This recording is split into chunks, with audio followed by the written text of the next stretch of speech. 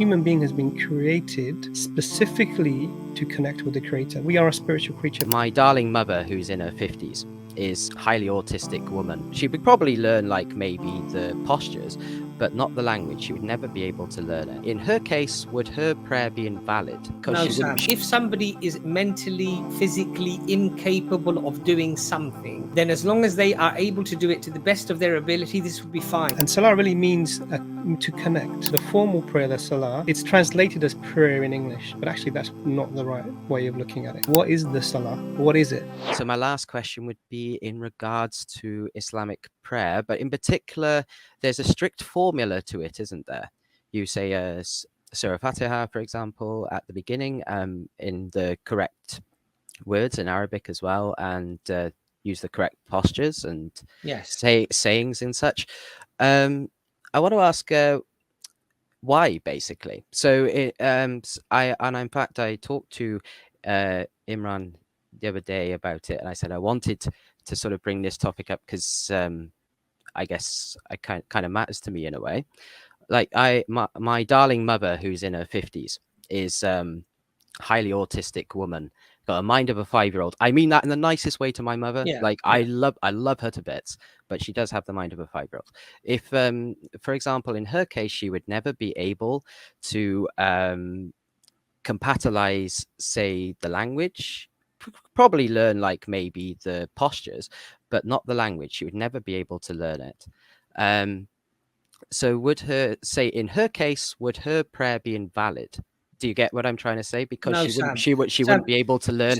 Don't mean this as a criticism. No. Let me answer that, Sam. Look, you are only expected to do the best of your ability and nothing more. Allah is merciful. Allah is loving to his creatures. And we are expected to do our best. If somebody is mentally, physically incapable of doing something, then as long as they are able to do it to the best of their ability, this would be fine. And if they're not able to do it at all, this would not be something that they would be punished for or questioned for. Do you understand, Sam? Allah says in the Quran, we never burden a soul more than it can bear. In other words, whatever your mental, physical capacity will be. What chapter and verse is that? It's very easy. Doctor will search it for us now. I'm sure he'll get the verse up very easily. We never burden a soul more than it can bear. The other thing, Sam, is that when we say, first of all, why do we do this way? Why do we do it that way? Why is sunset to sunrise when it comes to fasting or prayer in this particular way? The first thing we say is that Allah ordained it in that way. The second thing we say is that the Prophet, peace be upon him, taught us in that way because he would have been taught and given that information about Allah subhanahu wa ta'ala. But if we want to try to understand it on a human level, for example, let's say you go into a mosque, Sam, right? Is there a feeling of unity and brotherhood and connection when you're all praying synchronized as one? I can kind of attest to that in a sense of I've sat, say, did you guys ever see, like, for example, me and a friend were Catholic apologists in Speaker's Corner for a bit? Did you catch wind of that? So basically, we went to many a Catholic mass, and one of the things about a Catholic mass is that there's a set liturgy, as they call it, and so you say the prayers in harmony with each other, and one thing that does do is build this idea of brotherhood, sisterhood, fellowship with all the people around. So it has a psychological effect. So I can appreciate what you're saying there. Similarly, if you look at, for example, and this is a bad example, and I don't mean it disrespectfully, but somebody who goes to a venue where there's a song being played, yes. If everyone sings the song at a different tempo, different sound, different tone, different this, different that, it sounds very different from when the whole crowd are involved and doing it in one voice, in unison, trying to be in tune and everything else. It has a completely different effect. Human beings, we have a psychology as well. We have a certain reaction to a particular action. Okay, and so there's a myriad of reasons, but ultimately we would argue that Allah has placed it in this way because human beings benefit, perform best in that way. But Doctor, please do come forward and give your input. Hi Sam, how are you doing? You all right? It's good to see you, mate. How are Yeah, you? likewise, not too bad. So, like I said to you, this is a fascinating question, and I think you'll love the answers to this because really, as Brother Abbas said, it speaks to the, the wonderful love and mercy that you find with God. So, just to just draw some distinctions. So, the formal prayer, the Salah, it's translated as prayer in English, but actually that's not the right way of looking at it because we have another thing which called dua, which is That's supplication. supplication. That's more like what people think of when they think about prayer, i.e., this is when you're praying to God, asking for something, or do you understand? Now that can be done in any language at any time. So there is a distinction between these two things, first of all. So the question that comes: what is the salah? What is it? You can in the salah you can make some supplications, but actually in the salah there is a formal way of carrying out the prayer, like you said, and salah really means to connect. And this is what you're doing is just like your body needs food, just like your body needs exercise, just like your mind needs stimulation and your mind needs to have things of interest, and your soul needs connection. And Allah says specifically, verily in the remembrance of Allah do the hearts find rest. So the human being has been created specifically to connect with the Creator. We are a spiritual creature, but this is how our origin is. And the salah is almost a form of training for you, a form of connecting with the Creator that will give you peace in your life because of this direct connection. And so this is why it's done. It's not like I could be making dua, oh, please, I've lost my football, can you find it, can you show me where it is, please? You can make dua for anything, but the salah is really it's a much more profound, deep thing. May I come in just for yeah one I haven't got to the language yet, but I'm coming to it. No, I guess I wanted to draw a comparison. So say, like, once again I referenced my time in Catholicism, and so for example your personal prayer is very much when you ask God for something or help with something or maybe even pray for someone. But say when you're at mass, the idea is nothing more than worship.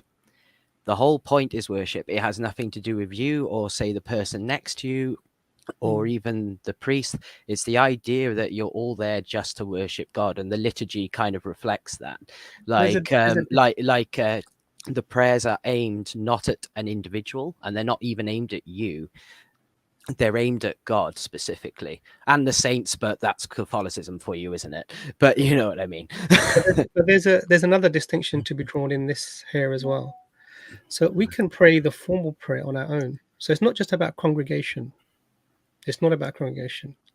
The congregation is something that we do as well, but actually you can do the formal salah on your own. So it's not really about being in a group and doing it in a group. This is actually something that you can do on your own.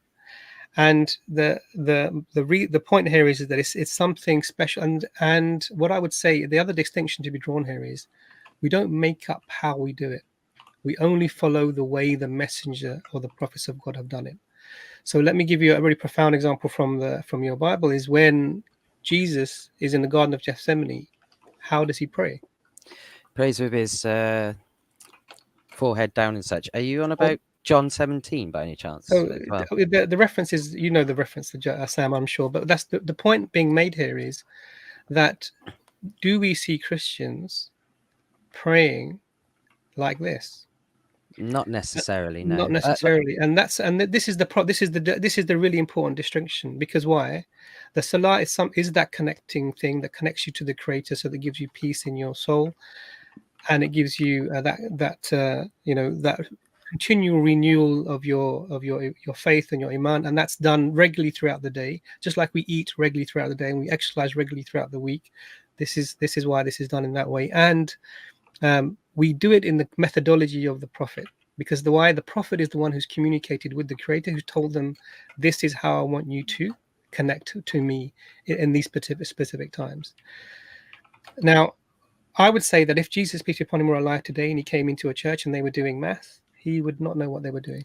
I personally don't accept the Catholic Church anymore. I was kind of using it because of the strict liturgy. I was just kind of using it as a but comparison. Even if they went to a Protestant church, or one churches where they have all these sort of people playing the instruments and jumping around, or whatever that he. I 100% agree with believe. In my belief, I'm just saying that he would not know what he's walked into. Peace be upon him.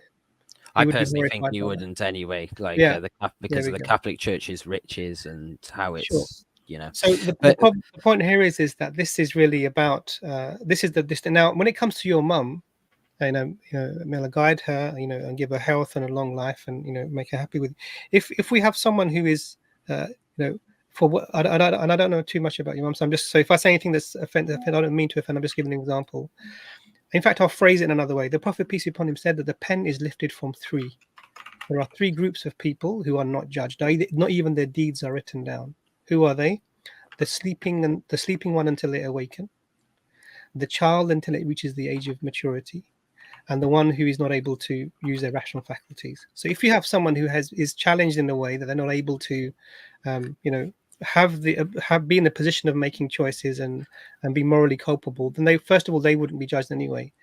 The second stage is Brother Abbas was saying that actually, you'd find somebody. If your mother accepted Islam and she was in this position, she would go to a scholar who would probably, and I'm just guessing, but this is from experience. So they would have to be very patient. I'm just going to say that. An allowance, but this is what I mean. It's Islam is a practical religion for the people, and it's really about helping people to connect with their Creator. So I just thought I would give that overall. So really, your mother would be beautifully looked after within Islam, and Allah would love her and forgive her sins for entering into Islam anyway, and she would be able to practice to the best of her ability. And Allah says in the Quran that we do not burden a soul more than it can bear. And we put the verse up earlier. So hopefully that was it. That was a useful. We went through a few things. Thank you very much. I honestly need to get myself to bed. Being Sam, a head chef is stressful. So nice talking to you. Losing Sam. my sleep. Call again sometime. Yeah. Speak to you soon. Would I be welcome to jump on again some of the time? Yeah, anytime.